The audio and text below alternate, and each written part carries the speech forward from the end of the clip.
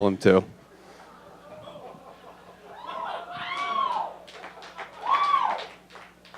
Yeah, I took a stand. Hitler's bad. Boo, Hitler.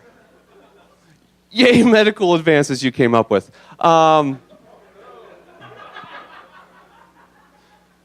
Just saying.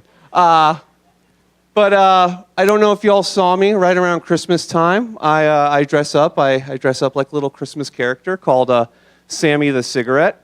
It's pretty much what you think. It's just a cigarette. You know, I got the Mickey Mouse hands and Mickey Mouse feet, and I just walk around to kids saying, "Hey kids, I don't care what your parents and your stupid baseball coach told you. Smoking's cool."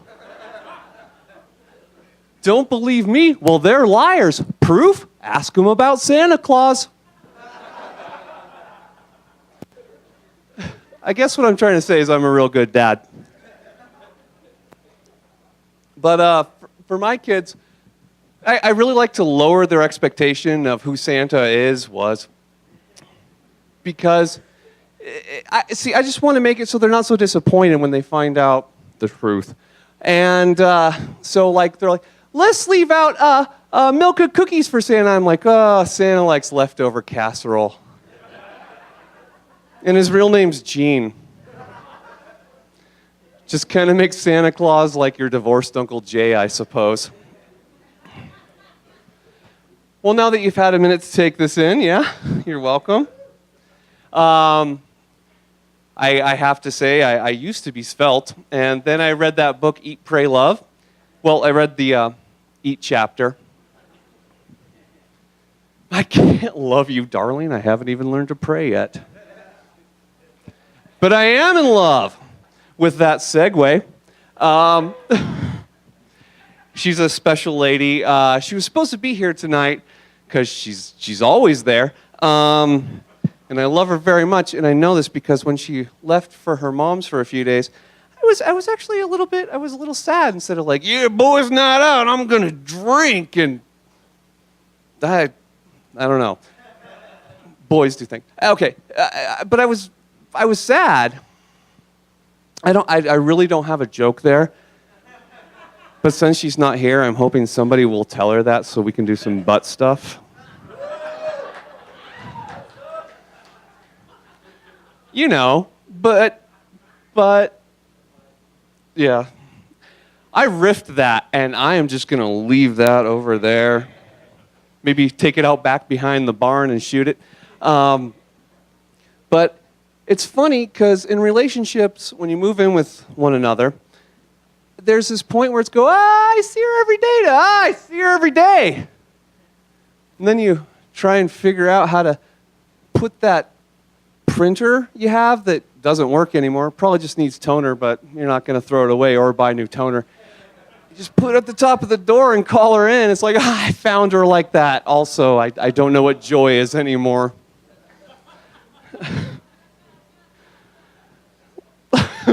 Oh, boo! Boo, how dare you talk about murdering somebody? What are you, a cop? But who's excited for this show tonight? For real. This show is it's really, like, seriously, the guys you're gonna see tonight they're amazing. Like, I suggest you borrow money from them now so they owe you a favor in a couple years, okay? Because this is gonna be great. We got, I'm just gonna go ahead and, you guys ready? You ready for him? All right. This first gentleman I'm bringing out, he was so humble. I said, "You're so humble, buddy. Just so you know, Andrew." I said, "Is there anything you want me to say?" He said, "Nah." And then his buddy's like, "He was voted best comic of San Francisco 2014. I've seen this guy. I will personally vouch for him. If you don't want to have sex with him right now, that's because you're either a heterosexual man or a homosexual lady. If you don't want to have sex with him after his set, you do not have a pulse."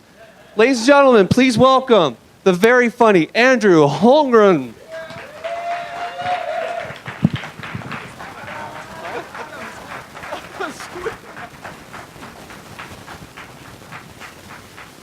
All right. Hey, you guys, is it just me or does this place smell like cocaine? All right.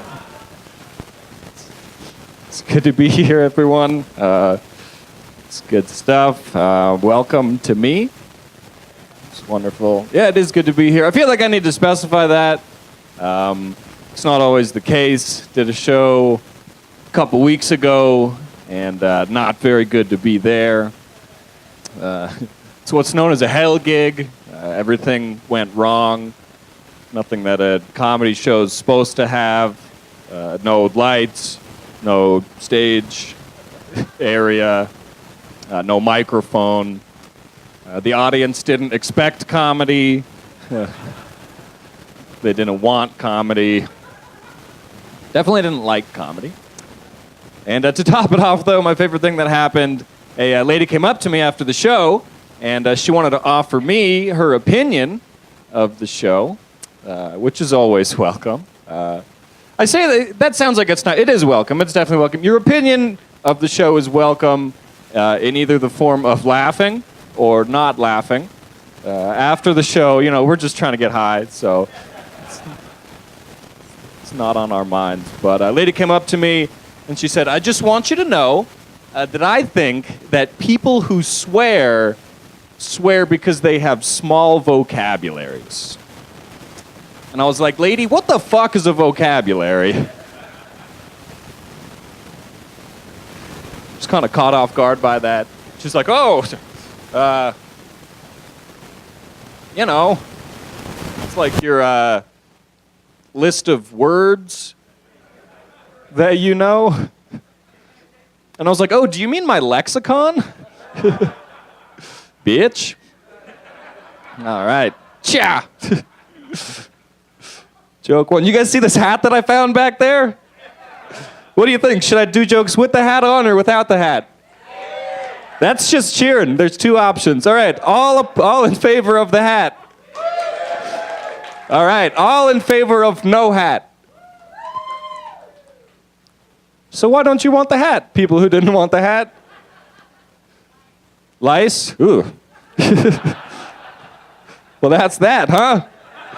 Case closed. Everyone who wanted me to wear the hat, you guys are a bunch of assholes. You see what I got going on up here, and you're just fucking jealous, and you're just like, we're going to make him shave his hair. All right. Got off track here. It's good. It's good stuff. Let's get acquainted a little bit. This applies to me. Let me know if this applies to anyone else. Can anyone else here read? We readers? Yeah. Nice. You guys seem excited about that. I can read, not excited about it. I think it's bullshit. No one ever offered me the option to learn how to read. They just taught me. No one ever, hey, Andrew, you're 4. You want to learn how to read? No. They just taught me, and now I'm stuck with this bullshit ability. I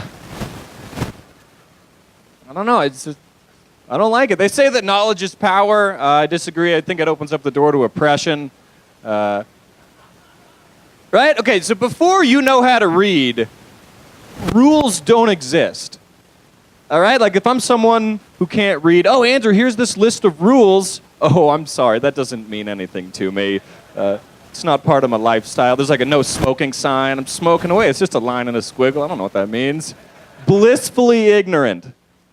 Now I can read, and it's all bullshit. It's a very unique ability. Like if I can play the piano and I show up somewhere, and they're like, oh, Andrew, we heard that you know how to play the piano. We actually have a piano right over here. Oh, great. Maybe later, if I choose to, I will play that piano.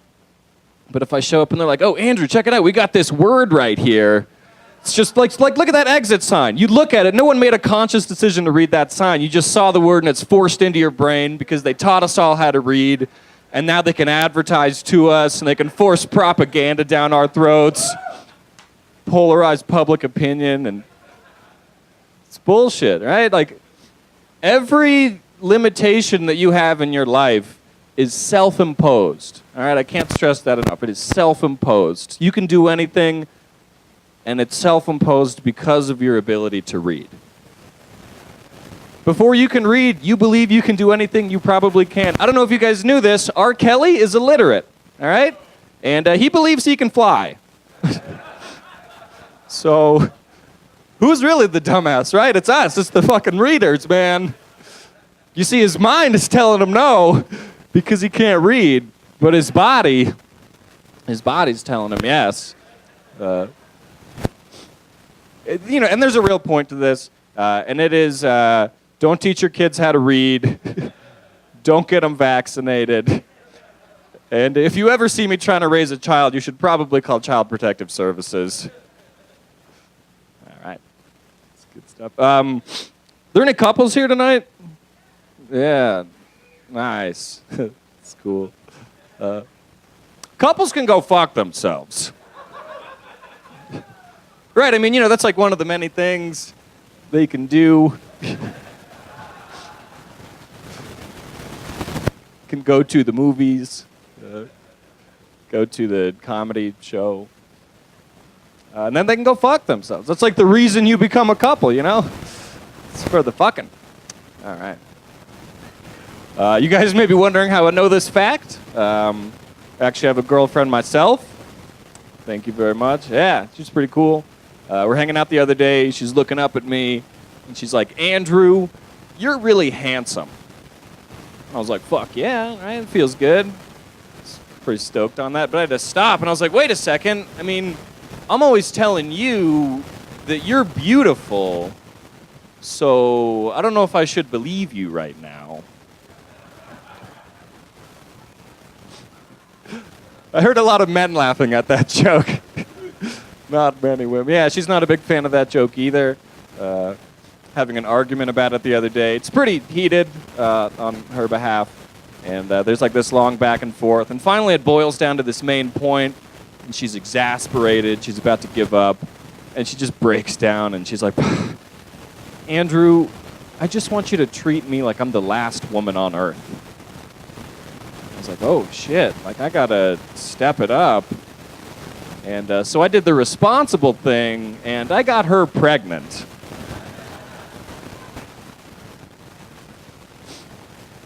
I mean, because I'm trying to have a threesome. All right, clearly that joke's not for everybody. Some of us, though, right? Hey, I'm just waxing my balls up here, you guys. All right. That's great. Quick update on the joke, everybody. No more girlfriend. Yeah. Who knew? I chose the joke. She wasn't joking. Here we are. It's great. She's got a boyfriend. I'm going to die alone. It's going to be so great.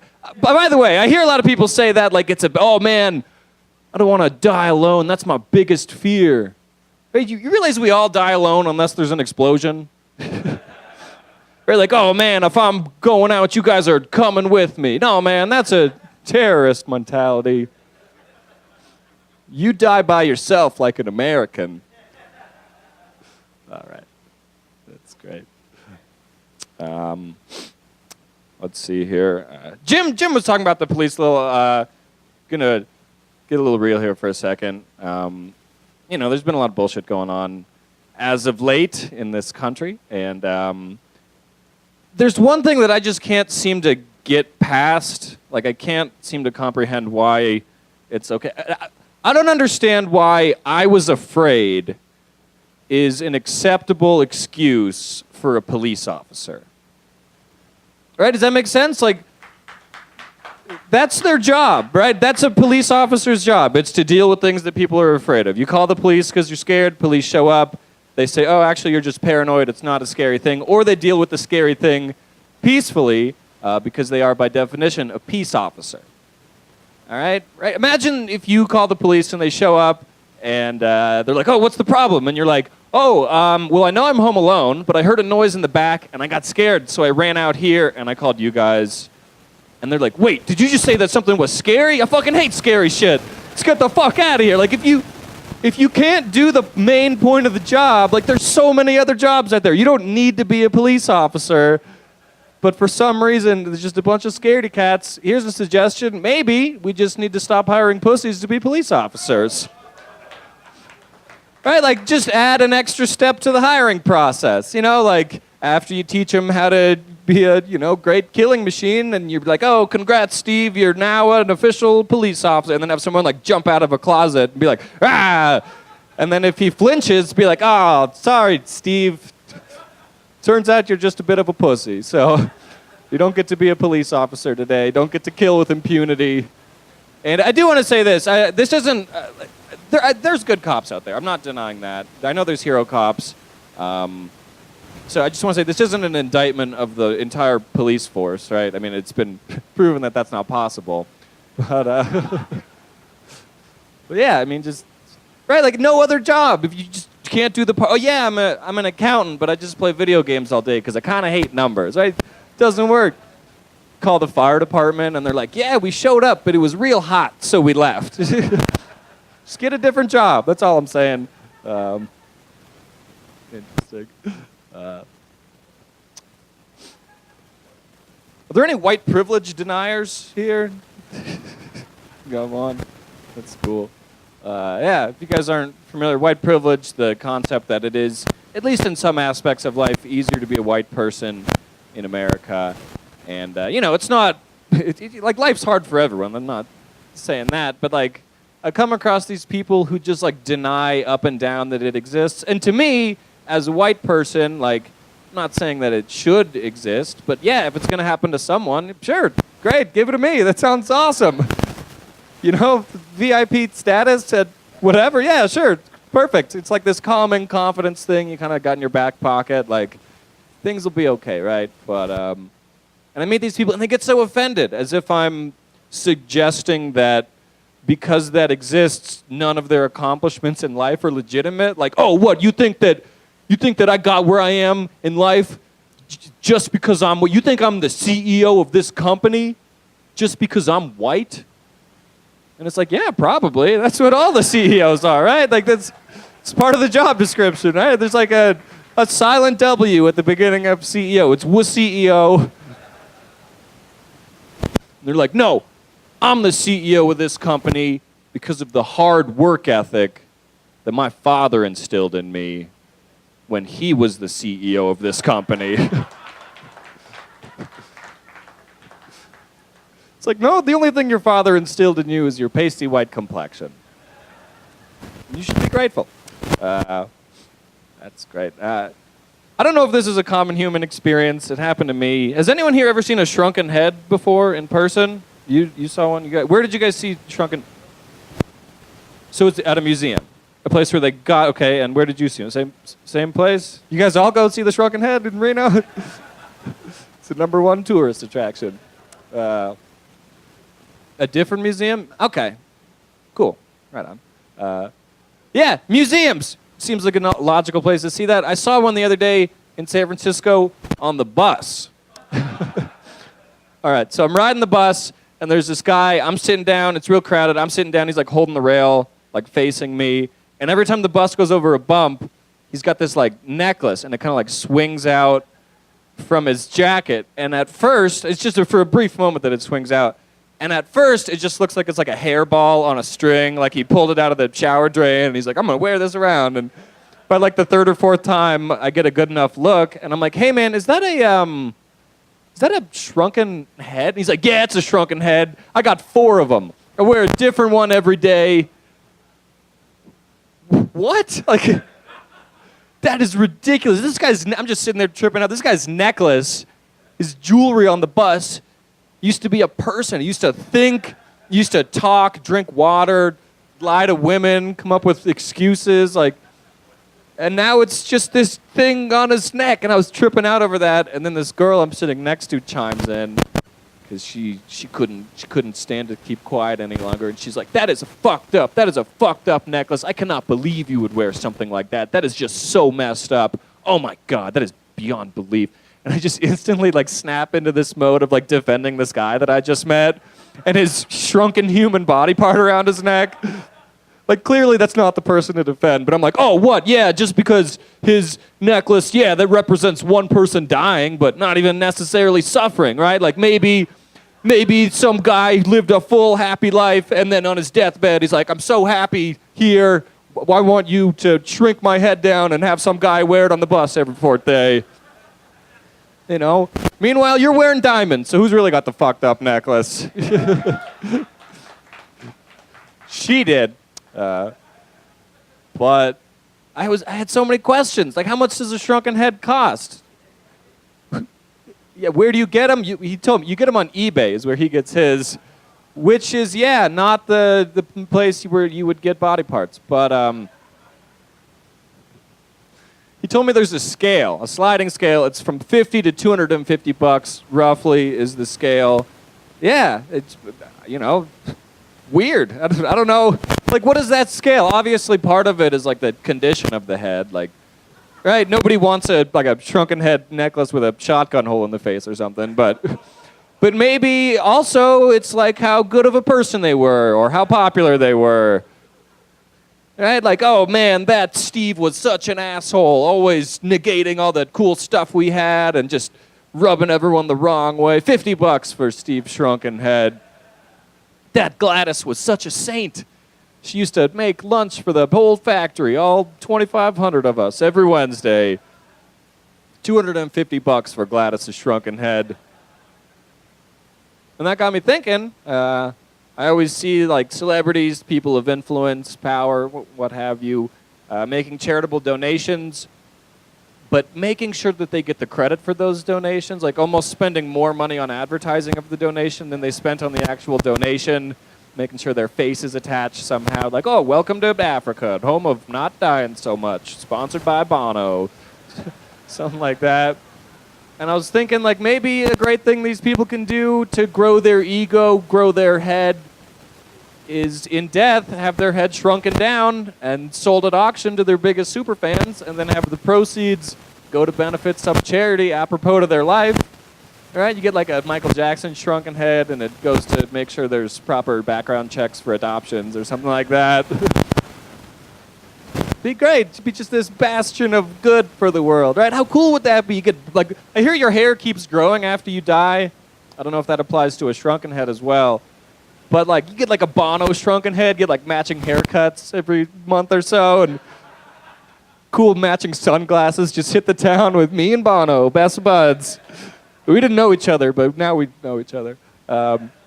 Be so great. Go one step further, put like a little like voice box in there, push a button, mouth moves, says something. Some super fan out there has David Byrne's talking head.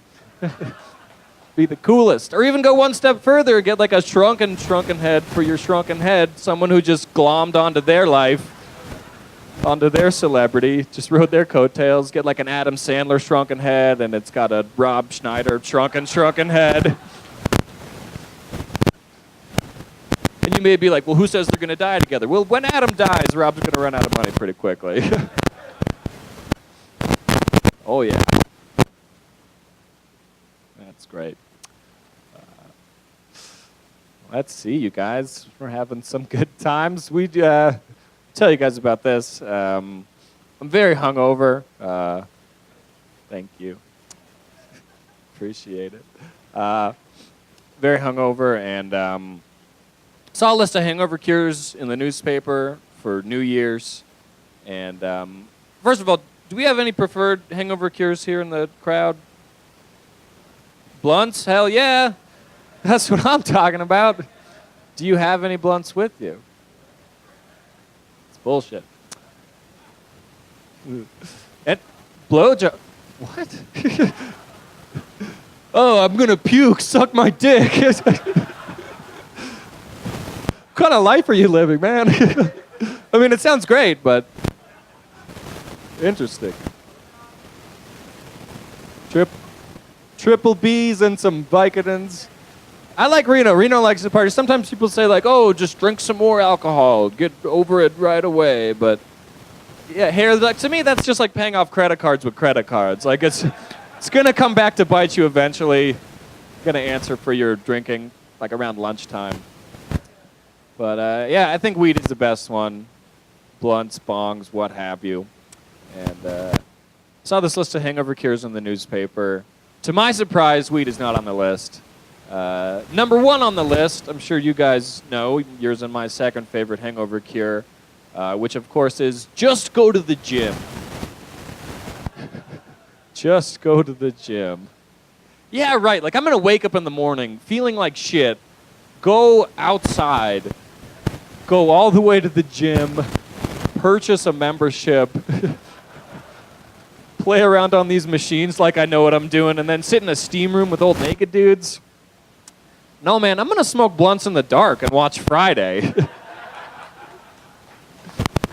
And then next Friday, Friday after next, Anaconda, Triple X State of the Union, Barbershop 2 back in business, Higher Learning, Dangerous Ground, Three Kings, 22 Jump Street. Are we there yet? Are we done yet? Basically what I'm getting at is it's going to be an Ice Cube movie marathon. And you guys are all invited. Hey, you guys, my name's Andrew. You've been a lot of fun. We got so many great comics coming up. Clap for me. Thank you. Enjoy the rest of your night.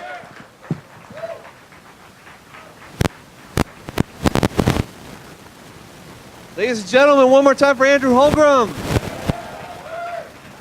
Right on.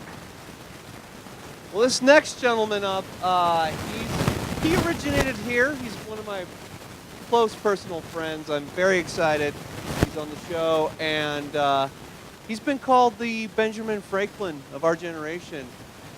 Oh, and not just because the syphilis. He's like wicked smart. Ladies and gentlemen, please put your hands together for my friend and yours, John Raw Dog Gallagher. Holy shit, Reno! What the fuck is up, you dirty dicks? I'm one of you! I'm one of you dirty fucks. You guys are beautiful people. Oh my gosh, thank you so much for coming out. My name is John Gallagher, as you can tell. If anything, I'm dirty just because these power alleys I'm rocking right now. This balding nonsense. But to be honest, though, listen, I'm in the stand-up comedy game. I'm a white man. That can be disheartening. There's a lot of us with the beard. Because really, when you look at what I'm rocking right here, this is like a white man template body, you guys. Like, there is not too much that's memorable about what this is. If this was like a car, this is like the 94 Toyota Corolla of bodies. Have you ever had multiple conversations with yourself? Yes, every day. I can see 3 different versions of me in this crowd right now. Oh, this could be a great start, you guys. So, I don't know, a little bit more about me, though. I found out that if I was a gay man, I would be considered a bear. I'm from San Francisco, a lot of gay people out there. And if you don't know what a bear is a large, round, hairy man. And that's great, because at the very least, you're like, oh, good, there's always somebody for me. You know what I mean? In addition to that, it's like this, too. There is an entire sexual fetish dedicated to me just letting myself go. Isn't that like... My friends just find me in my house, I'm just eating like a half-gallon of ice cream, just letting it drip all over myself without a shirt on. They're like, Jesus, John, you're in the midst of a huge depression. I'm like, no, I'm just being sexy right now. It's the greatest day of my life. Somebody is Googling this with their dick in their hands right now, and I am a goddamn king! There's this, though. Anybody like wearing flannel? Yeah! Poor man's tuxedo, Mr. McMillan knows it. San Francisco has made me a poor, poor man. And that's okay, because when I put on flannel, I feel like I'm just dressing up. Time to hit the town looking like a hairy lumberjack. Singing Macklemore. But the other thing, too, is just because when I wear flannel, it makes me think of that saying. It's like, dress for the job you want instead of the job you have. And that's cool, because the job I want is to be eating pussy in a Subaru. And I'm like, I'm a goal. I have goals in my head. Be eating all that puss. Just waxing my dick over here, guys. Come on. Hey, guys, life gets sad, though, right? Doesn't it get sad? If you get depressed, it's okay. It's tough. But if you're really going to get sad, here's one thing you don't do. Don't ever go through your previous Google searches, okay? That's a bad time for everybody involved. I made the mistake of doing this. Here are my last 2, right? Number 2, what are the health benefits of an all-fast food diet? And then number 1, what is hitting rock bottom? Like, all Google just wrote back was, are you on the McDonald's Wi-Fi right now? And I was like, holy shit! Google is smart as fuck, you guys. How the fuck does Google know that? Sidebar. There's a little bit of subtext in that joke. Did you know McDonald's has Wi-Fi? Here, do you know how you find out if McDonald's has Wi-Fi? When you're in a McDonald's. All the time. Eating inside like a monster, you guys. If you're eating alone on the inside of a McDonald's, the employee should legally be allowed to come and kick you out and just yell in your face and say, "This is a transient depot for sadness. Get the fuck out of here. Are you at the end of your rope? Leave. You should only be here if you're waiting for your heroin dealer or you're waiting for time to erode you like a mountainside. That's the only reason you should still be here." Little autobiographical, and to be completely forward. I was spending way too much time in a fast food restaurant, you guys. McDonald's, but it wasn't a bunch, it was just one. And here's how you know when you're in a McDonald's too much, besides knowledge about the Wi-Fi. If you go up and you place your order, and the cook has this response where he, upon seeing you or hearing your voice, just yells, "Oh shit, it's McDoubles guy!" That's a good indicator, because nobody should be welcome to any fast food establishment like a medieval warrior liberating a town. Like, that reaction is only warranted if I walked in with the head of the Burger King in my hands and was just like, "Hey, we found out his blood is ranch dressing. Help me devour our foe." Then people could be like, "Yeah, fuck yeah, we're going to help you eat this motherfucker." Instead, I walk up to eat food, and this guy's just like, "Oh, shit. It's McDoubles guy. Flip this hat backwards, bro. We gotta make some fucking burgers. We got work to do. We're putting in overtime." Oh my God, you guys. You dirty dick motherfuckers, Reno, Nevada. I missed you so much. You guys are the best. I started smoking a lot of weed. We got a lot of weed people here.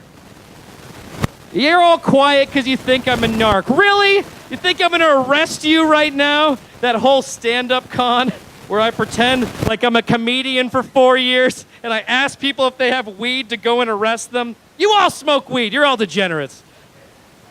Here's the thing, though. I smoke a lot of weed, and I try not to because I get panic attacks, which is great. Because panic attacks, for those that don't get them, is where your brain tricks you and makes you think you're dying. That's cool. But mine get worse because my anxiety, in that case, teams up with my narcissism, which is also great. So, example, I get too high and I go, oh no, this is it. And then I have to ground myself, and I tell myself something like, weed, in the history of time, has never killed a single person. And that's when the narcissism kicks in and goes, that's because you're going to be the first one. Oh no! Oh, buddy! It was that, but it was also followed by this statement, which was, is my life real? Followed by this next one, which was, oh man, it's 11 a.m. and I can't smoke any more blunts because I'm going to be late for work in the haunted house. And I said that because I had to go to work in a haunted house with ghouls and goblins so I could pay my rent with evil ghost money. And that's not a real thing people say, you guys. That is a Scooby-Doo episode. Life's all about dreams, basically. So what it is, oh man, I don't know if you guys are very familiar with San Francisco at all. If you are, that's cool.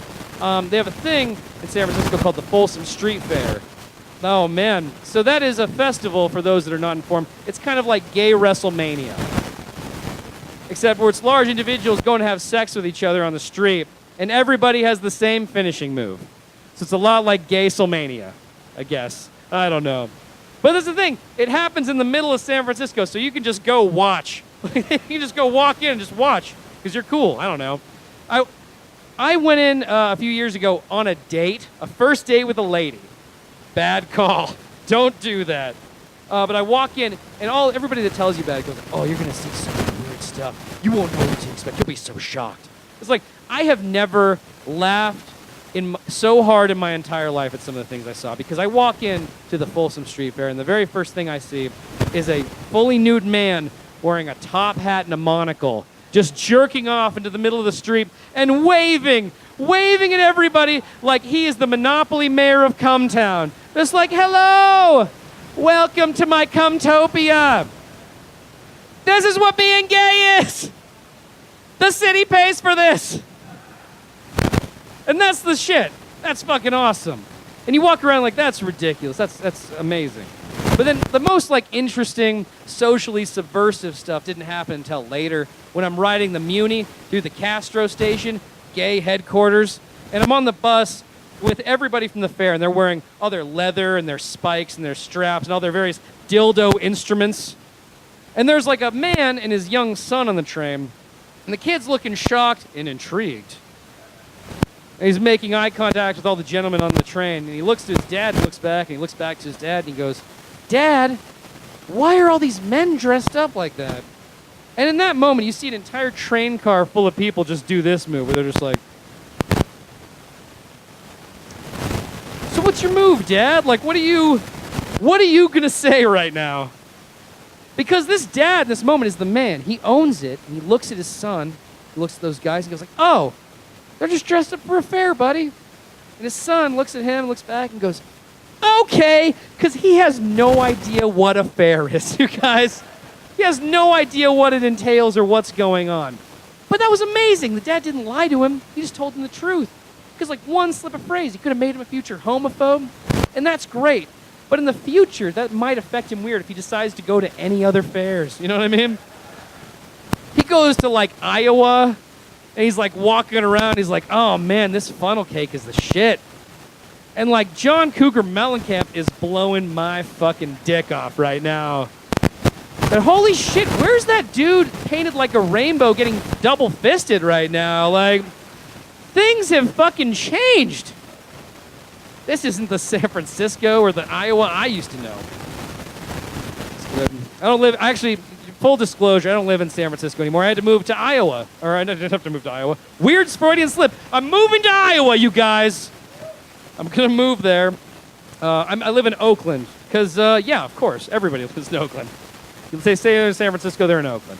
I had to move there, and of course, with this pasty white man, I was robbed within my first couple days of being there. Because that's how it goes. That's what happens. But I moved there, and I moved in on a Craigslist connection, or Craigslist ad, which was holy shit.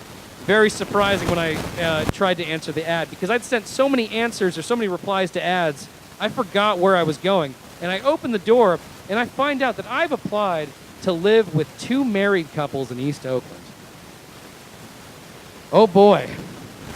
So now I've entered, it's like I've signed on to become part of the reality show called Can You Handle the Tension for $500 a month? Which room is this? Fucking or fighting? Like, whoa, what is this? There's knives around and Rodney's trying to set up a weird 3-way. What the fuck is going on? But as the thing, 2 married couples and me, and my roommates are 2 large black gentlemen. That's great. It's been a lot of fun. But we got off to a lot of weird conflicts right away because I go there, I go to the place, and the way we get introduced is my roommate, who's like a large bouncer man, he's like 300 pounds, he's like 6'5". He meets me at the door and he's like, hey, we're going to have a little man time and I'm going to introduce you to my neighbors. And I go like, I don't know what the fuck that means, but okay. This sounds like I'm going to get beaten the shit out of in an alley. That's all that sounds like. I just met you 5 minutes ago. That's all this sounds like. So then he introduced me to my neighbors, and, you know, they're great people. This Mexican family, there's like all these kids, and there's all these young kids running around. They're great. We meet them, and we have the best time. We eat some food, and he pulls me back in. He goes like, no, you guys are having a good time. You're going to get along. You're going to be a good fit for our house. I was like, oh, thanks, man. He's like, yeah, they like you. I like you, man. Like, great. He's like, but for real though, I just, like, the reason I did this, as soon as he says this, he pulls me in closer, and he goes, I just wanted to find out if you were a fucking pedophile, and that you were gonna try and fuck up, and to see if you were gonna try and fuck any of these kids. And then he just goes, holy shit, you guys! Like, I know Craigslist has a low bar for people, but like, do you find out if somebody's a pedophile by dangling children in front of them like raw meat? Like, is that a thing that you do? You're sitting there like, yeah, Ronnie, go and run around. It's like, all right, let's watch him. I've watched a lot of cartoons. Did his eyes get big like saucers? Did he want to?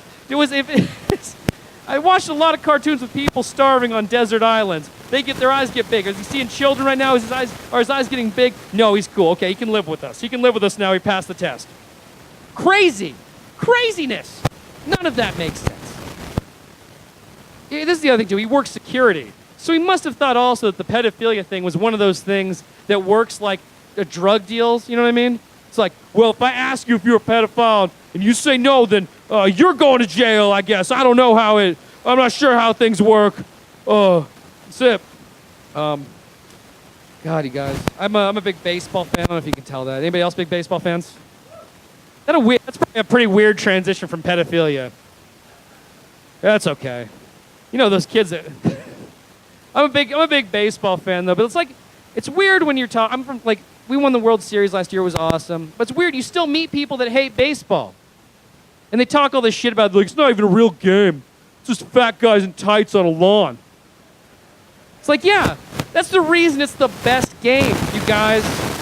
Because 162 times a year, every year, fat men stay on a lawn and play baseball while a party happens 360 degrees around them. Just challenging them to try and distract them from the game. It's hey, we're having beer, food, and fun, you guys. This is the best. And they're no, man, we got to stand up and sit down, and I got to hit this ball to get to the same place I started in.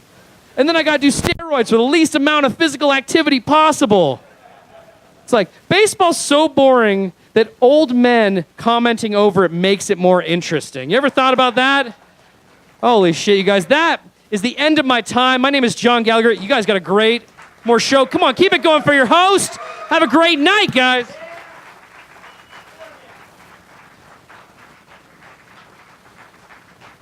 John Gallagher.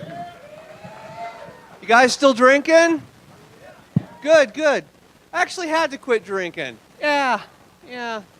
Well, everyone has their low point with it, I suppose, and mine was I made someone I love cry. I'm sensitive. And I understand crying in the same way I understand bridges. Look, you're under a lot of pressure, but stop making that horrible noise, please. All right, this next guy here, he is one of my close personal friends. He is a great guy. He has been doing the scene here forever. Got out, did it other places. He's been everywhere. You can name a place. I'm not asking, name a place. Phoenix, perhaps. All right, you're gonna love him, because I'll kill you if you don't. Matt Wiggin.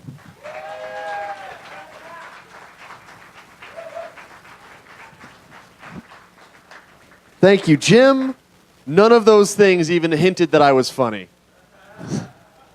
He's a close personal friend. He cried when I said he couldn't perform, so I let him on. And he used to travel a lot. He's been to Phoenix for a forensics tournament in high school. Because of course I did speech and debates.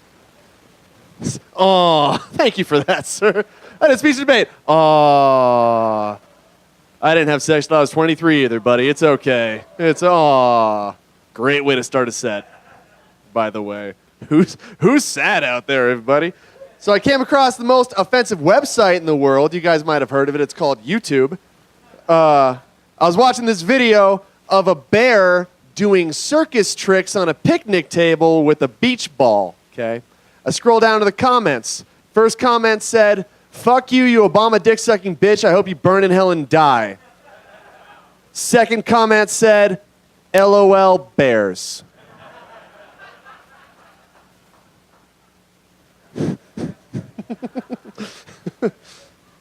I just got my degree from UNR. Yeah. And by just, I mean 8 months ago. So, yeah, still relevant. Got my degree in political science and international affairs. Yep, that's the amount of applause that deserves. Got my degree in political science and international affairs. And that's like saying I got my degree in fairies and goblins. I'm going to go to a job interview. They're going to be like, "Well, Matt, we really like you, but can you build a database? Can you design a website?" I'll be like, "Nope, but I can borrow money from my parents and paint with all the colors of the wind." It's like, I got that going for me. gonna do my Porky Pig impression tonight, guys. So I went down to, I just moved to Vegas. My first job down there was a construction worker because I minored in irony.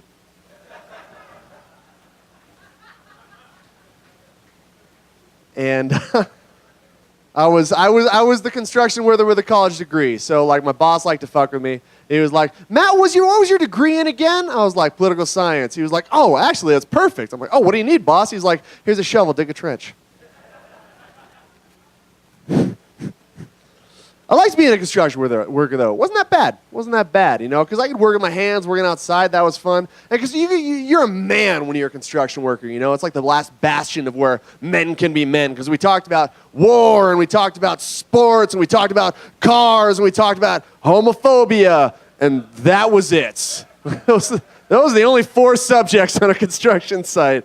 Like, seriously, I've never met so many homophobic grown men in my entire life. I had one coworker. The guy looked like a lumberjack mixed with Lollipop Guild, okay? Not an attractive man. Not an attractive man. And he goes like this. Man, I don't care who you have sex with. I don't care who you fuck. I don't care. But the second you start hitting on me, that's when we got a problem. Dude looks like that. I look at him and I go, man, if a gay guy hits on you, he lost a bet. Right?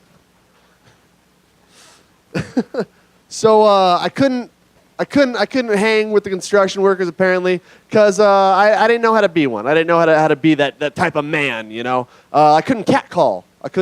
For example. Like if there was a girl that was like walking across a construction site for whatever reason, like shit would drop and everybody just go run at the girl like, "What's up, baby? What's up, girl? Let me take you out, girl. Let's go get a drink, girl. Come on." They'd be like, Matt, get her. I'd be like, okay, I got this. Back up, everybody. I got this.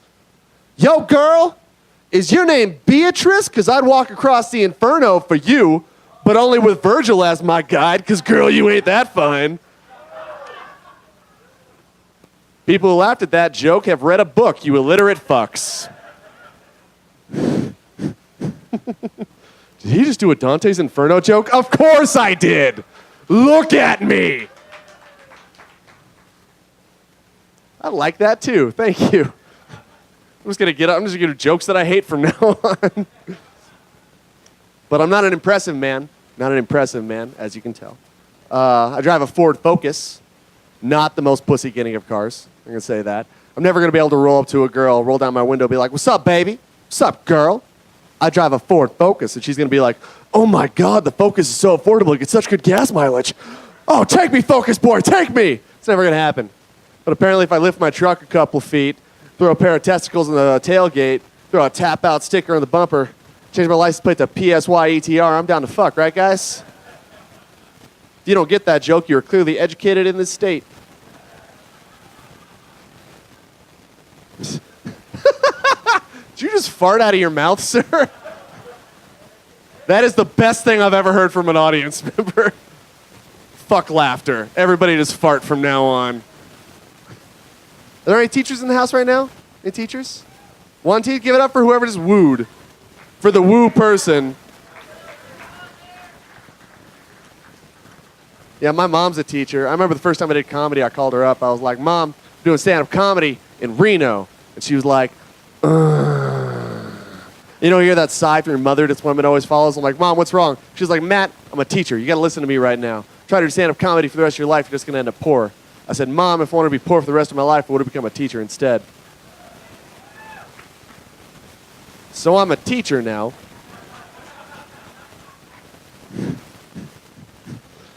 And here's a fun fact. I don't feel bad about being a teacher, even though I've had no prior experience being a teacher. Because in Nevada, 51st out of 50 in public education. 51st out of 50. We're so bad we beat math, guys. We're one behind Libya right now, all right? There are Somali pirates that wouldn't raise their children in Nevada because they care about their futures. It's weird. It's weird being a teacher. These kids ask me some weird questions. I'm a second grade teacher, 7-year-olds. They let me in a room with 7-year-olds. I always get that from ladies. Aww. When I say I'm a second grade teacher, they go, aww. When I said I was a construction worker, they went, you've made some mistakes in your life, haven't you? One time, this 7-year-old boy comes up to me. He goes, "Mr. Wiggin, when did God die?" Jeez.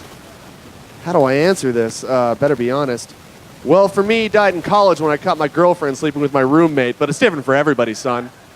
It's different for everybody.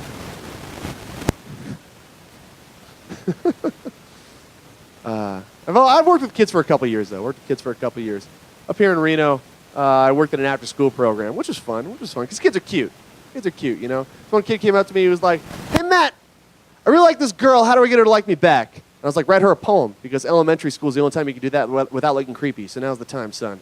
Writes her a poem, it goes like this: "Roses are red, violets are blue. Would you like to eat pizza at my house this weekend? Circle yes or no." Adorable, right? Kids, also, giant assholes. They don't realize this. One kid came up to me. He's like, "Hey, Matt, what do you want to be when you grow up?" I said, "I want to become a stand-up comedian." He was like, "Ooh, seems like a waste of time. Why don't you go back to school, get your engineering degree?" I was like, "Shut up, Mom. What do you want to be when you grow up, kid?" He was like, "Either a cowboy or hippopotamus." I'm like, "That's cool." Can't argue with that. God, I miss Reno so much. This is serious. I lived here for 8 years. This is my home. I hate Vegas. Vegas is the worst. Because people in Vegas, there's no sense of identity in Vegas, you know? You ask somebody in Las Vegas what's north of Las Vegas, they look at you like you're an idiot. Like, what am I, retarded, dude? North Las Vegas. Duh. What's north of that? Canada, asshole. Get out of my face. They're not Nevadans, you know, but up here we're Nevadans. Like I get this. I drove into Fallon one time, and we all know Fallon. I don't need to paint that picture for you guys. I say the word Fallon, you're like, terrible. We understand. We're there with you. There's a sign when you drive into Fallon that says, "Welcome to Fallon, the Oasis of Nevada." And I'm like, man, you guys should change your sign to "Welcome to Fallon." We don't know what the word oasis means. I was driving through Urington one time. Beautiful Urington, Nevada. Jewel of the West. Driving through Urington, I got pulled over. A cop comes up the window and was like, "You know why I pulled you over, son?" I was like, "Speeding." He goes, "Right, son. We do things a bit slower out here in Urington." I was like, man, I'd hate to get raped in Urington.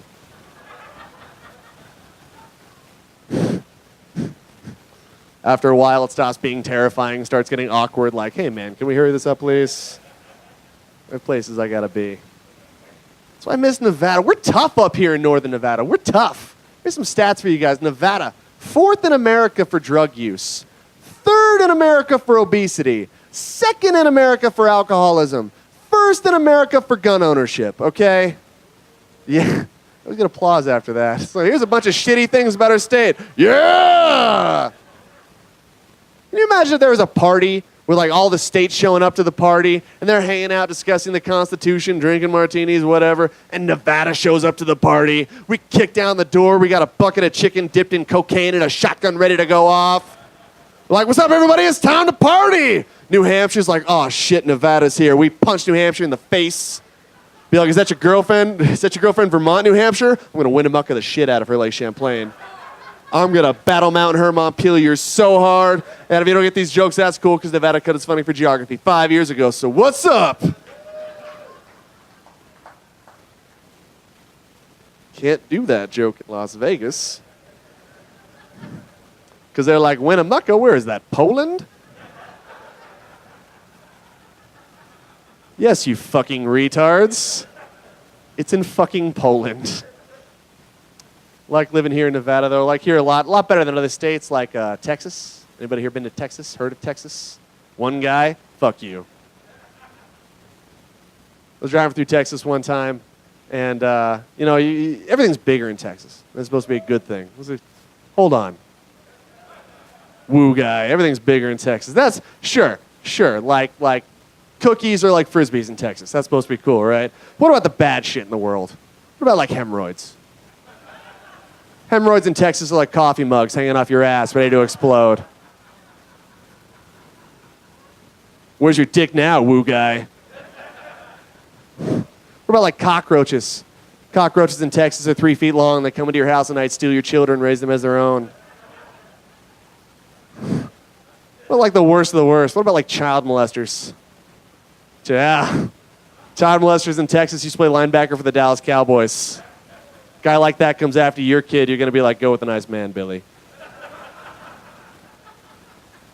Me and your mom, we're going to try again. You guys either love the state of Texas or are huge Dallas Cowboy fans.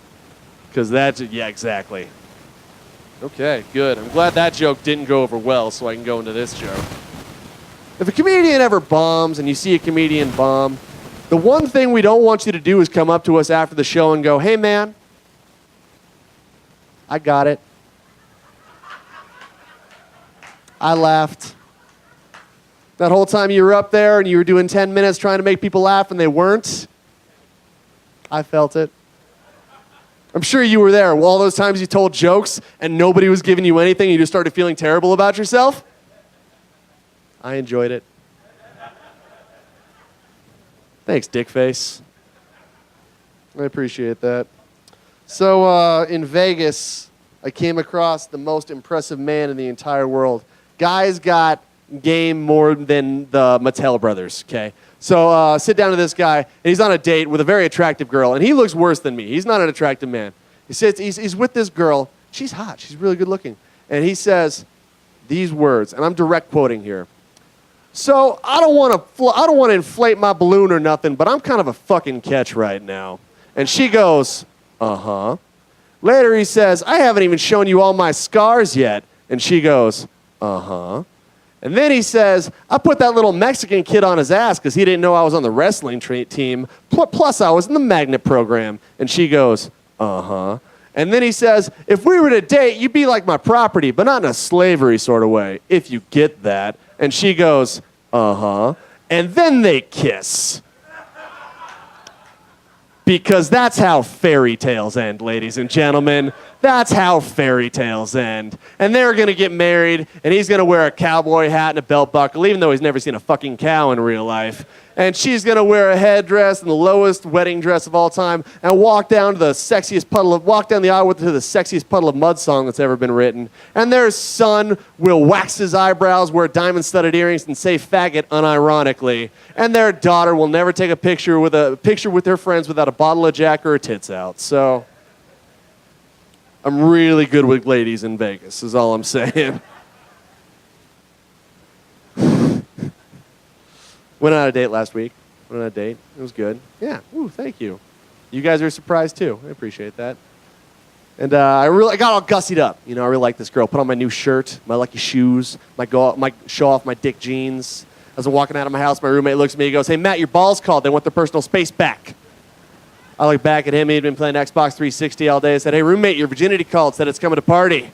He looks back at me. He goes, "Hey Matt, David Bowie called." He said, "David Bowie from Labyrinth called." He said, "Nice." That joke is way funnier when I don't fuck it up.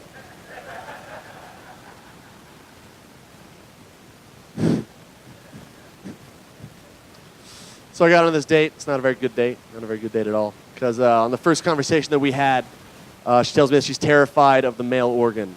And I said, I'm terrified of taking this relationship any farther. But when you think about it, guys, on a scale of 1 to 10, pretty things in the universe, prettiest being like a spring day or a sunset, dicks are way the fuck at the bottom. Let's do this for science. Pretend you've never seen a penis in your entire life. Never seen a penis in your entire life. You get off of work, you're walking down the street, you're just minding your own business. You might go bowling, you might go to the movies, and a dick just beams down in front of you from space. You'd be like, oh my God, what the fuck is that? Oh, Jesus, it's like an arrow and a mushroom and some ball bearings. Oh, it's been infected with Grandpa's ear hair. Oh my God. It's covered in elbow skin. Jesus. Captain Kirk wouldn't even fight that shit, guys. So I got this 15-year-old cousin. He just got his first cell phone. He's already begun sexting. Already doing the sexting. If you guys don't know what sexting is, that's when you act out sexual situations via text message. Okay. Didn't even know what he was doing. He calls me up. He's like, Matt, I think I'm doing the sexting. I'm like, well, tell me what you said. And he's like, he's reading me the text message. He goes, I'm going to unbutton your shirt and kiss down your chest, unzip here, and like, whoa, stop right there. It's pretty clear this girl's a whore. He was like, what does that mean? I was like, man, it means you're a lucky son of a bitch. That's what it means. 15 years old? Way to go, Chris! I text all the time. I text. I don't get sexts, though. That's not my style. That's not what I do. I'm wearing a cardigan right now. Clearly, it's not my style. One time I got I got one sext in my life. One sext. The most pornographic thing I've ever read in my entire life. I didn't know what to respond with. I just wrote back, Yahtzee! I felt like I had won something. You know, they got this thing now, not now, like they got this thing 7 years ago called autocorrect, you know. And that helps all of us terrible spellers in the world. Helps all of us terrible spellers. But you can also fuck with a lot of people with autocorrect, you know. Like, sent this text message to a person that said, "No one will ever love you." And she was like, "Oh my God, Matt, why would you say that? That's a terrible thing to say." And I was like, no, autocorrect, didn't mean to say that. She was like, what'd you mean to say? I was like, what's up?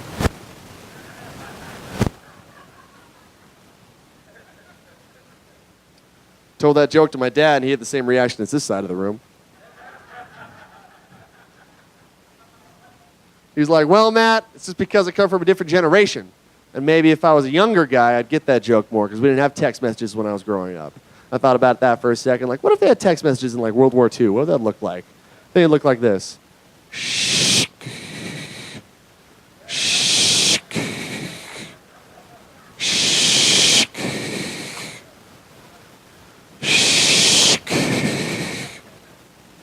LOL. Thank you very much, guys. My name's Wiggin. Have a good night.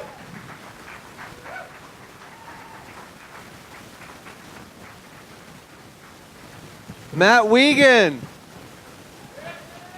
You know, I don't think it was fair. He said I didn't say anything about him that was alluding to the fact he was funny. I thought I mentioned you were a Catholic instead of a Protestant, the one true religion.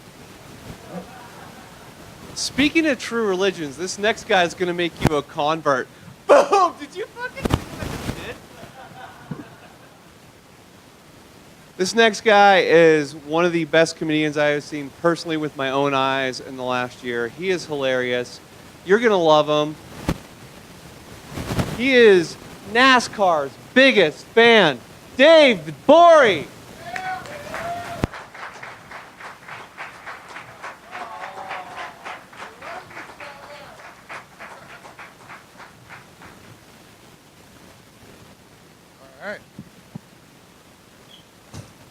How's it going, guys? I'm just kidding. I don't give a shit. I've been drinking cough syrup since noon. Who else's party? Yeah, that's where I am in my life right now, guys. I'm experimenting with drugs. I recently tried cocaine for the first time. Are any of you guys cocaine people? Yeah, that's cool. I don't like it. It's good for you to like it. I don't like it. In my opinion, doing cocaine is a lot like peeing your pants, right? Because when you do cocaine, much like when you pee your pants, for the first 30 seconds afterwards, your body's all warm, and you feel so good about that decision. And something deep down inside of you is screaming out, "This is what I need to be doing right now!" And then 30 seconds go by and you start to get cold. And then you realize that you're alone. And then you're like, why did I do this on the bus? I'm bad at taking drugs. I take drugs, but I'm fucking bad at it. I smoke a lot of weed because fuck it. I smoke a bunch of weed. And the problem is I still get paranoid. And like I get like stereotypical 7th grade, I'm in the basement, mom's upstairs type of paranoid. Like the other day I was taking bong rips and I got so paranoid I had to stop doing my Sudoku puzzle. Because it felt like I was helping write code for the Matrix.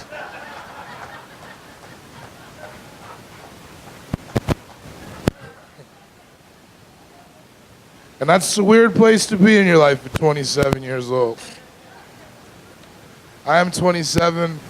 Next year I'll be 28, which means I'm only concerned with one thing in my entire life right now, and that is stunting on these hoes at the high school reunion next year. That's all I care about. And the problem is it's like 4 months away. My life isn't going to get any better in 4 months. You understand? Like, what am I going to do? I could try to lose weight, but they just put all the Family Ties on Netflix. That's not really an option for me right now. And I was thinking about it, and I was like, what can you do? You can't get a car or nothing. And I looked at my bank account. I don't have enough money for like a fancy new suit or anything like that. But what I do have enough money for is a tuxedo rental and 3 dime bags of heroin. And I'm pretty sure that's all I'm gonna need to convince them I'm an international trafficker. Cause who's gonna call me on it? Who's gonna call? Brad Gabrielski, who works at Safeway with 2 kids who's not his? You're gonna call me on it? You're gonna tell me I'm not pushing weight? Get the fuck out of here.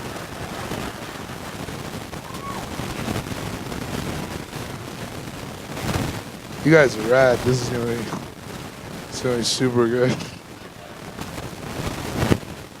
I'm not a very smart man. Like, I recently discovered that for all intents and purposes, I don't know the difference between science and magic. Like, you take something in science, you take like photosynthesis, I understand in theory. Sun shines down on the plant, chlorophyll happens, plant gets tall, but that sounds like witchcraft to me, and I feel you should be burned at the stake for it. And I think my issue is I grew up watching this television show, The Magic School Bus. You guys remember? Yeah. No, don't woo that piece of shit show. It was a show about science with the word magic in the title. How was I supposed to learn anything? Because they didn't explain shit on that show. It was just like, hey kids, let's hop on this magical LSD bus. It's gonna spin around 3 times. Now we're inside the body of a 35-year-old man. That's not science, it's sex trafficking, and it's a fucking crime. Did like how they had the one kid on that show who was always trying to stick up for him, though, remember? He was always like, I don't know, guys, maybe this isn't a good idea. And the rest of the kids were like, shut your bitch ass up, Arnold! I don't think he was fair. He was trying to save those kids. I don't know if you noticed, but throughout the history of that television show, there was not one reference to a permission slip ever. Straight kidnap.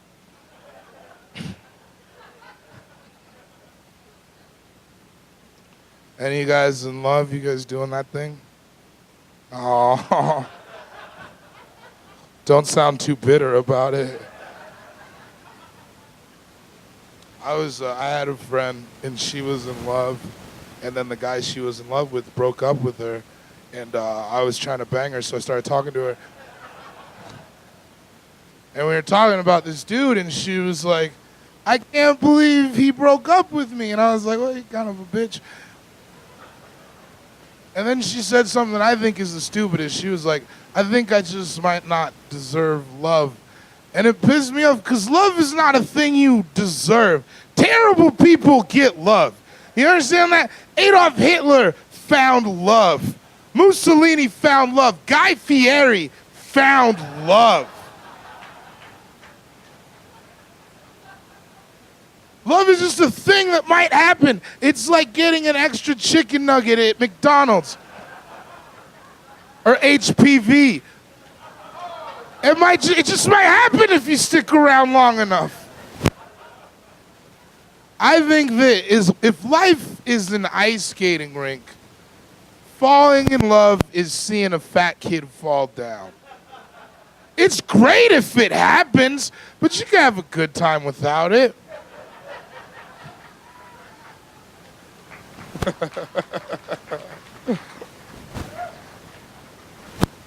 The worst part about that joke is now you're all thinking about me falling down at ice here.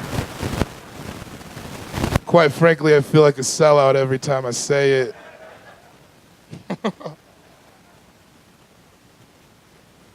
Sorry, I'm really drunk. That guy knew. Called it was what you call. Oh, you told them that I was drunk? Who said that? Are you watching a basketball game? I don't want to interrupt you. We're not doing anything. We're just hanging out. Fuck us, right? I was hanging out with a friend of mine recently. He's like a real sex guy. I don't know what the term for that is. Do you guys, what's the term for like a guy who sexes all the time? I'm just gonna coin one. I was hanging out with this fuckboy the other day. I was hanging out with this fuckboy, and he was talking about sex, and he was just like, bro, it's just what I do. I love fucking. I was like, it's like noon right now. We don't need to talk about this. And he was like, it's just what I do. Group sex, I don't know how many times. Sometimes I get super bored and only fuck dudes. And I was like, that's cool. I guess it's 2015. You go your own way. Like, I'm not judging you. That being said, I don't necessarily think I could have sex with a man. I don't think I could do that. And my buddy looks me up and down, and he says, huh, I guess you don't like fucking that much then.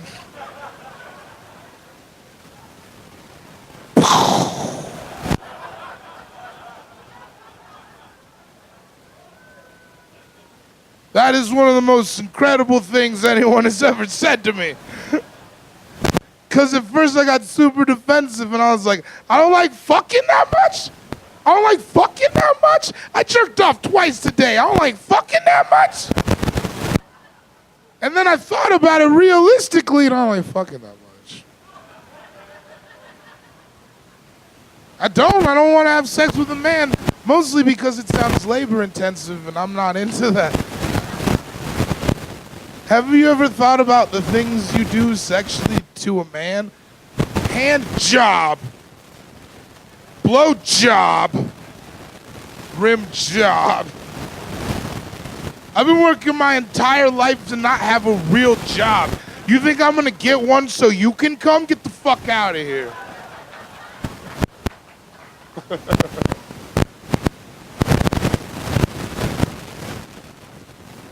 That being said, the stuff you do to women is cool, right? Like, I eat out on my birthday. It's always a good time. That one was just for the ladies, I guess.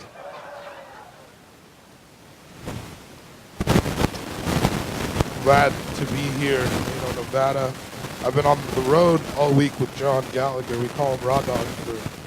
Yeah, you can guess why we call him Raw Dog. I'm not going to hold your hand. I've been on the road, but before that, I was in Colorado, and that's what my home state, that's where I was from. And I went there because I had to go to jail. I had to go to jail for a few days. Which sucks. Have you guys do that jail thing? You guys know that? Yeah, it's shitty. Not all, it was the worst vacation ever. Because jail is like all you do is sit around and play cards and wait for somebody to fight. That's the whole situation. And I was in jail, and I wasn't scared when I got into jail. I wasn't scared when the first person that I talked to, I told I was from San Francisco, and he said, "What are you, a pole smoker?" I wasn't scared when that happened. I wasn't scared when they beat that Mexican man upstairs.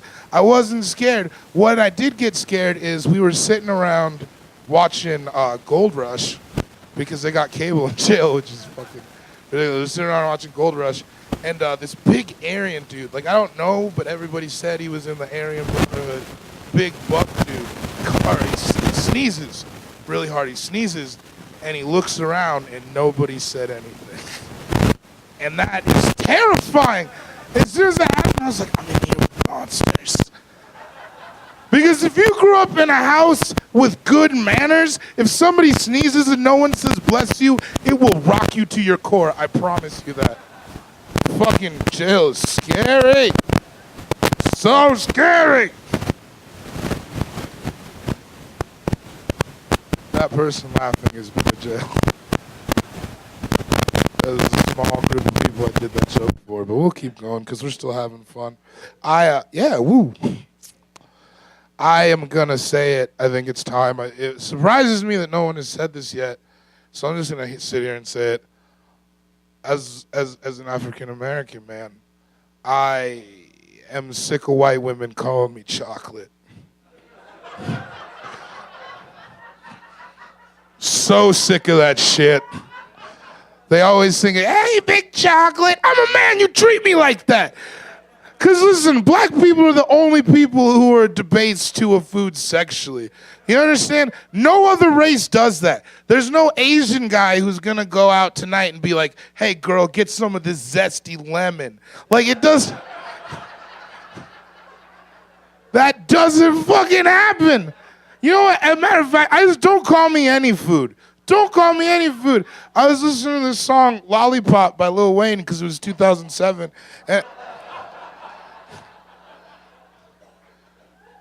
I was listening to that song and I was thinking, I don't want you to lick me like, why would anyone want you that? Do you know how most people eat lollipops? They put them in their cheek till the stick gets soggy, and then they bite them and throw them away. That's terrible. Never one time in my life have I seen someone take a lollipop out of their mouth, spit on it, and put it back in their mouth.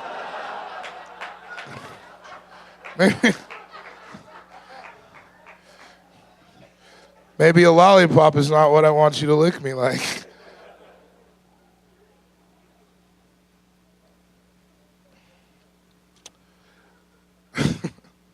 That one was gross. It's gonna get grosser, don't worry. I don't have a real job. Obviously, this is what I do. This is my job. But I used to be like a functioning adult. I used to work. That makes you laugh, just the idea of this? I can contribute to society, sir.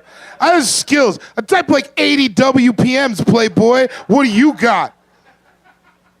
That was a weird thing to brag about. Weird thing to brag about. No, I used to work in an office, and it like, do any of you guys work in office? Ugh, that's the saddest sound a crowd can make. You, sirs, you look 6 sick days away from suicide. And I get it. I get it, because office work is the fucking worst. It's terrible. There's only one highlight to office work, in my opinion, and that is cake day. It's the only good thing they have going on. Like, I remember one time in my office, we were having cake day, and I was getting down doing my thing. Well, like, I was eating food like people eat food, and my boss comes up to me and she's like, David, I see you're enjoying the cake. Who wouldn't? Chocoholic right here. But you're gonna have to slow down and make sure there's enough for everybody. She said it to my fucking face.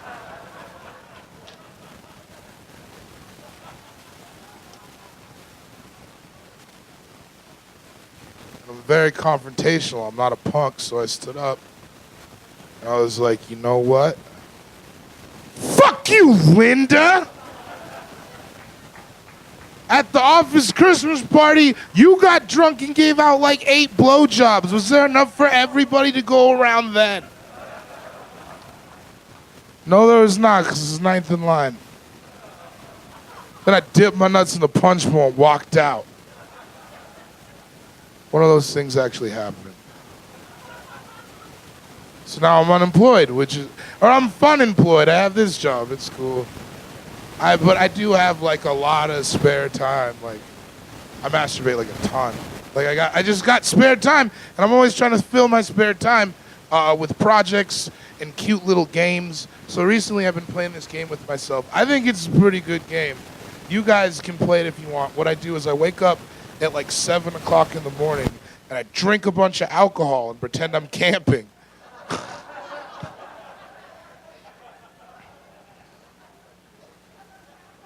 I see we have some campers in the audience. That one gets me through most days. I also watch a lot of television. I watch a ton of fucking TV, man. I've been watching The Wire recently, and that's a good show. My only issue with The Wire is that they have this big fat guy on there, right? And that's not my problem. I love to see my people on television. The issue is that this fat guy eats like a fucking idiot, and it bothers me. He'll be eating a cheeseburger like he's never had one before. He's just got pickles falling off onto his tits. And he's licking mustard off of his chubby wrists. And it bothers me because fat people don't eat like that, friends. We don't eat like that. Like, what about this body type tells you that I don't eat efficiently? If you give me 2 eggs, I will eat the eggs, the shells, the chicken they came from, burn down the coop, and shoot the farmer. I don't fuck around.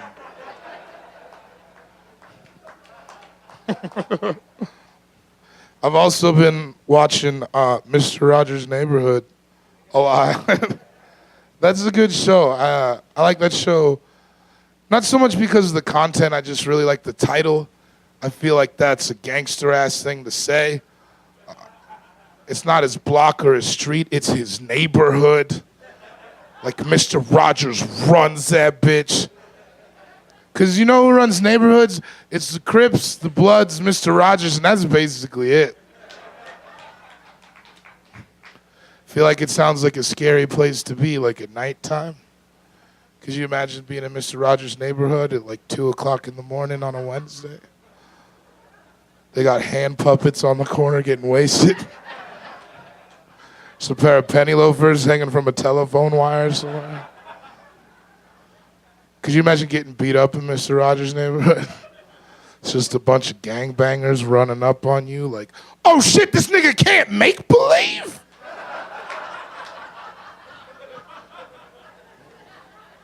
I thought you knew the dress code was cardigan sweaters, homie. That one's so silly. So we've been friends for a few minutes. I can tell you what I think about the world. Fuck kids, right? Not fuck kids, don't get weird, but like fuck kids, whatever the appropriate amount for me to say fuck kids, that's how much I want to fuck kids. Not that I want to fuck kids. This got real weird real quick. I meant I don't like the way that we treat children. It bothers me because children are always, we're too nice to kids, and that's not how the world works. We're always rewarding kids for shit that they were just as supposed to do anyways. I don't think that's fair. Like my sister called me the other day, and she was like, David, your nephew's reading at a 5th grade reading level. Isn't that great? I was like, not at all. He's in the 4th grade. He's doing things kids 1 year older can do, and he's being rewarded for that? That is not how this world works. Look at me, guys. I'm 27. I fuck like I'm 80. Where's my pizza party? Just kidding. I fuck like I'm 60.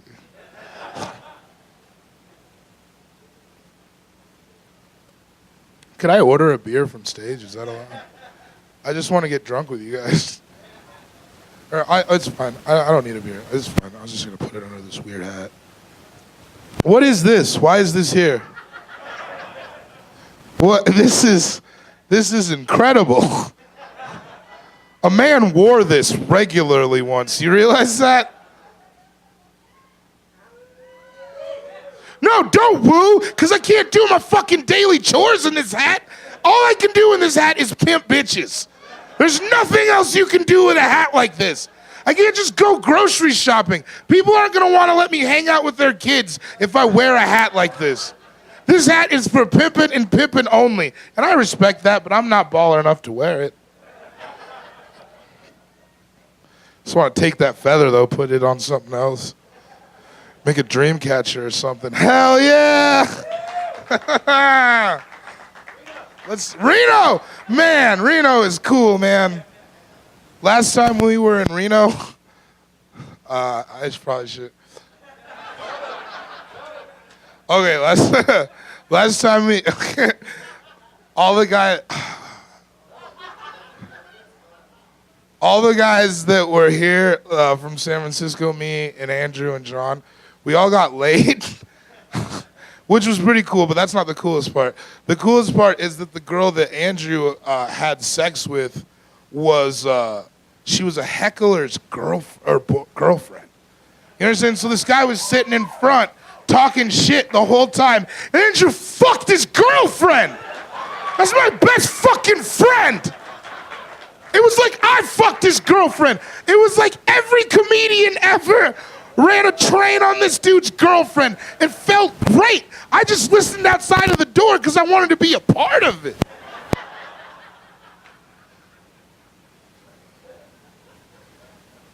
And that was the last time I was in Reno. There's nothing else to that story. We came here, we did some weird shit, and we bailed, which is just what I do around this great country. I'm gonna set this down again next to. Should I put it in it? No, that's dangerous. I just don't want it to spill. Well, I'll tell you guys these hot jokes. What are you talking about? When you're talking about kids? After all that weird shit, we fucked a bunch of bitches. What do you think about kids? I didn't mean to say bitches. That's very disrespectful. I have a mother somewhere. I don't tend to talk like that. Did this get weird? Did I just make this weird?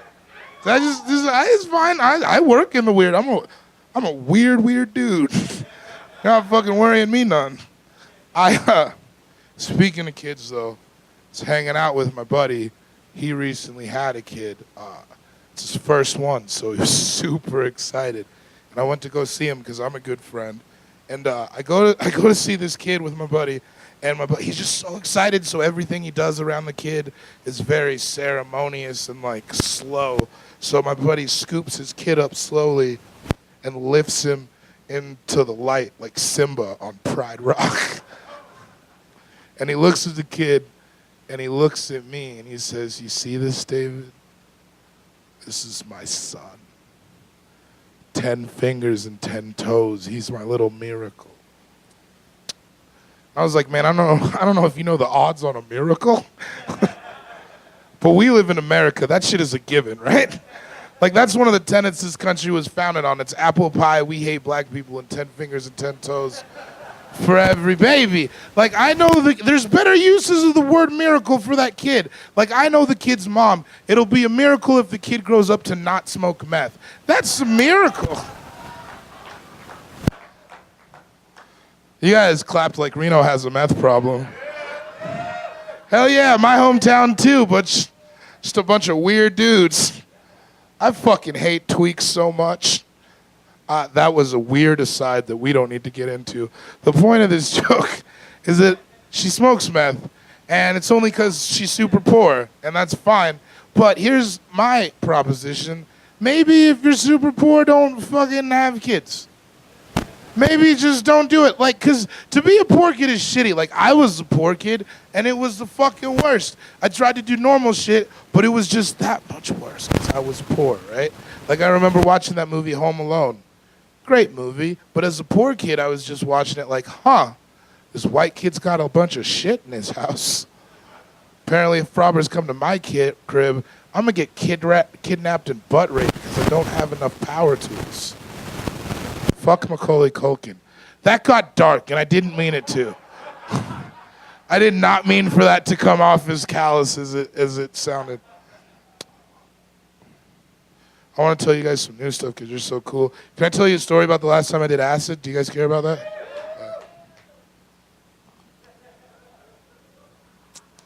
It was 45 minutes ago. I'm frying balls right now. No, that would be ridiculous. No. The last time I took acid was it was the worst way to ever take acid. It was in front of a bar at 2:30 a.m. from a stranger. No, it's terrible. Don't ow that. You should never do that thing. Like, on so many levels, it was wrong. But we took this acid, and I don't know what happened. I blacked out for 4 hours, and when I came to, I was in my room, naked, watching that Joaquin Phoenix movie, I'm Still Here. Some of you may think that's a great way to ride out an acid trip. It is not. It is not. I got really this is the weirdest part. At the part where he was having sex with the prostitutes, I just, like, uncontrollably missed my mom and started crying. No. I just started crying so hard, and I was like, oh, I can't be like this. So I went out into the daylight to the fruit stand across the street from my house, right? And I'm in the fruit stand, and I grabbed, like, a whole armful of grapefruits because that's what felt appropriate at the time. And I'm standing in line, and there's this little Hispanic girl on her way to school with her mother in front of me. And she looks back at me, and she was just the most beautiful little girl. She was just perfect, and we connected, we locked eyes, and I just had this feeling that the universe wanted me to know that she knew that I was gonna be okay.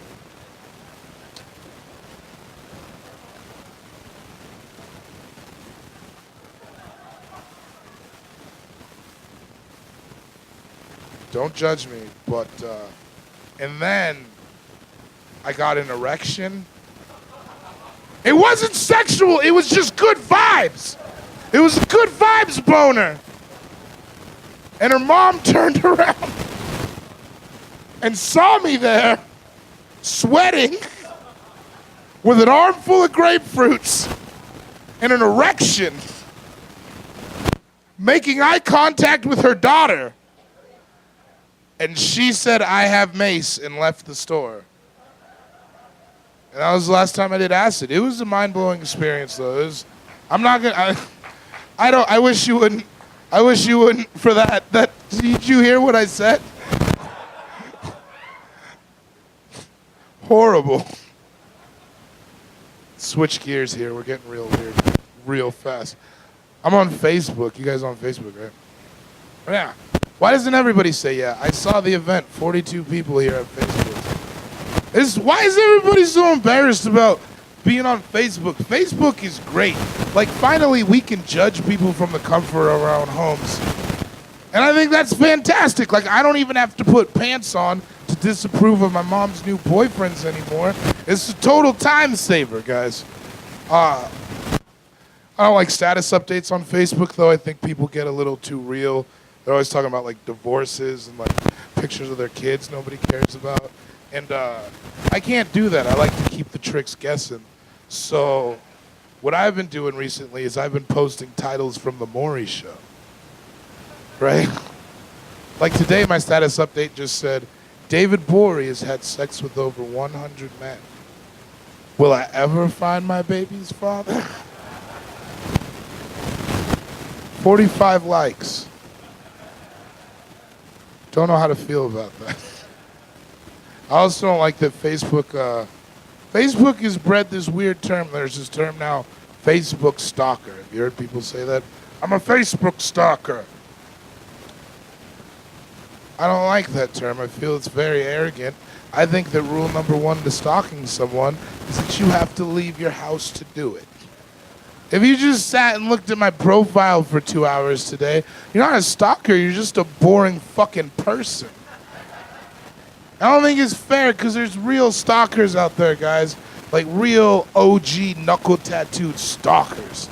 Like right now, there's a guy, and he's in the bushes outside of Lady Gaga's hotel, and he's there because it's the 30th or the 2nd of the month, and he knows that that's when she menstruates. And he's waiting for her housekeeper to take out the trash, and he's going to rifle through that trash like he has the last 6 months of her Glitter World tour, and he's going to take out a tampon, and he's going to put it in his fanny pack, and he's going to fly back to Cleveland or Detroit or whatever other shit city breed stalkers, I don't know where they come from, and he's going to take them all out. He's going to melt them down, and he's going to shoot them into his fucking veins because he knows that that is the only real way that he can have a piece of her with him everywhere he goes. That's a real stalker, you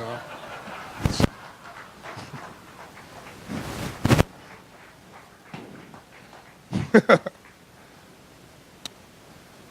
I saw an 80-year-old man get arrested in front of the movies the other day. It was terrible. He just kept yelling, "But I'm 80! But I'm 80!" They didn't give a shit. They arrested the fuck out of him. And I got super upset, and I started yelling at the cops. So I was like, "Fuck you, pigs, bacon, sizzle," all that 8th grade shit, right? And I got affected because I started to think about it, and I was like, this is an issue, like, within our society. We just have these bullies with badges who could arrest your grandpa. It could have been your grandpa. And then I was like, we need a change. And then I was like, David, you could start the change. You could be the spark that ignites the revolution. And then I went inside and I saw the Lego movie in 3D. And I forgot about that entire exchange until just now. It's how good 3D movies are. I worry about that.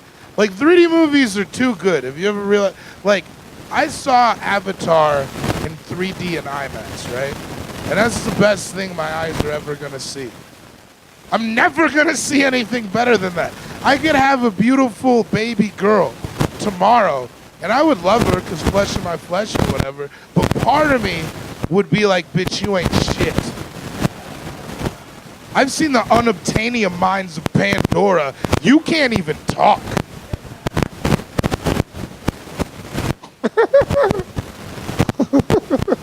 That one's so fucking dumb. This is so fucking one though. I appreciate this guy here. Can I ask you a question? Guy who's been laughing all night? You want to be like friends? You into that? I want to be good friends though. I don't want to be punk ass friends. I want to be good enough friends that we can call each other baby. Don't make it weird. It's not sex. Baby! Exactly! Like we get jazzed up and we're like, did you see that game, baby? Like we'd be boys. We just call each other baby. We'd be baby boys. Would you be down for that? All right, cool. We're going to get back to that later. That I'm not going to let that relationship go. Oh, man. Okay. This is going to be pretty weird, but I'm just really excited about it.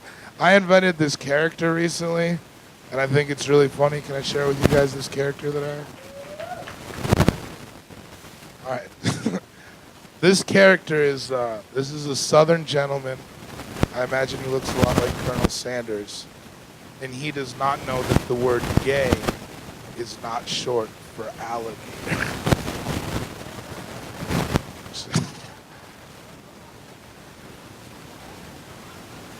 You're going to get it in a second. All right, scene. Doesn't know that gay isn't short for.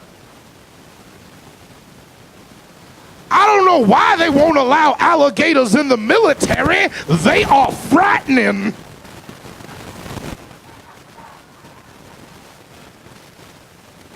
And he says two other things. Don't worry. The next thing he said is, I heard in San Francisco they have an alligator pride parade. Sounds dangerous.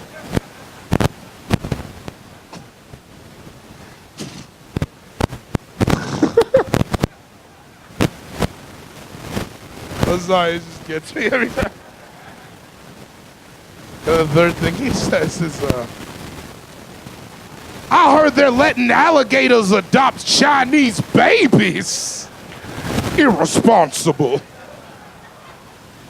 That's that character for you.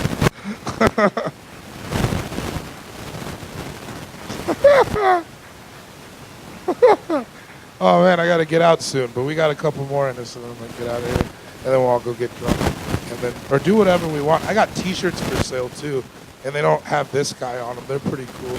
It doesn't matter. We'll talk about that after the show. David, just do your drugs. Just do your drugs. I was on the internet the other day, right, and I found something out and it fucked me up. I think it's gonna fuck you guys up as well. Apparently, according to Google, black people get Down syndrome as much as white people.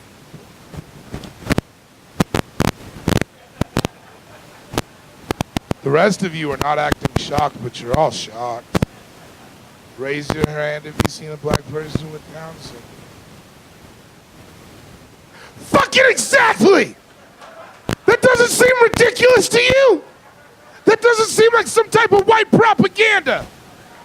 And I looked it up. I Google image searched black people with Down syndrome because I'm thorough. And you know what comes up? One picture of a black guy with Down syndrome, probably the one you saw, man. One picture of an Asian guy with Down syndrome. And then a picture of the hit rapper Jadakiss. And you could only draw two conclusions. Either one, it is white propaganda, or two, we have a terrible problem with undiagnosed Down syndrome in the black community. That's something I refuse to believe about my people. That was the thing I thought we had on you guys for years. Good at basketball, dancing, and don't get Down syndrome. All right, we're going to end strong. Baby boy. You remember our deal. I want to tell you why that means so much to me. Can I tell you a story? This is between me and you now. Block them out. This is our time. So I was 19 years old, right? But let me first preface this by saying a lot of comedians will tell you about the girl that got away. Obviously not a thing I'm worried about. What I am worried about is the best friend that got away. So let me tell you the story. I was 19 years old and I was working at a gas station. And this guy comes in. He's a cool guy. He's got a cool car. Black Eldo on W. He says, white people, don't worry. It means he has a cool car. And he comes in and we get to talking and we have the best conversation I've ever had with another man. He's funny and I'm funny. I'm telling him shit I never told anybody before. First base with my cousin, I told him about it. You know, don't judge me. She was an early bloomer. Don't fucking judge me. And sorry, I get teared up with this last part. Before I could get his phone number, he got a business call and he left. I never saw him. So when I ask you, do you want to be best friends? Because that was the question. Don't make it weird at this point. When I ask you if you want to be best friends and you say yes, you have to understand that in my mind that already happened. Right? Like you think that this is the exchange that you and I are having right now? No, sir. In my brain, it's 10 years in the future. And it's the night before my wedding that you're going to speak at because we're best friends. And that's how we get down. And me and you just got done doing blow off of 8 different hooker buttholes. And I look at you in the face and you look at me in the face because we're best friends and that's how we talk to each other. And I say, best friend, do you want to come somewhere with me? And you say, sure, best friend, I'll follow you anywhere. So me and you go down to the woods behind the Motel 6 where we were doing the blow. And I get a piece of wood and you get a piece of wood. And I cut my finger and you cut your finger.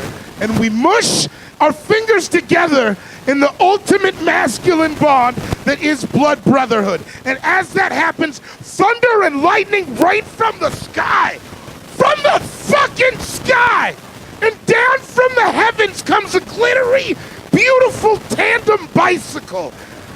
And it's glistening in all of heaven's majesty. And it's got streamers on it, made of angel dicks. And it sits down beside us, and you and I hop on that bicycle, and we fly off into the night sky, into freedom and friendship forever.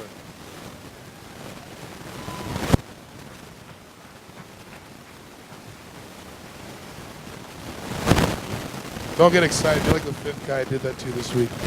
Hey, you guys, my name is David Bory. Thank you so much for coming out. I appreciate it so much. Thank you, guys. Oh, man. Thanks, guys.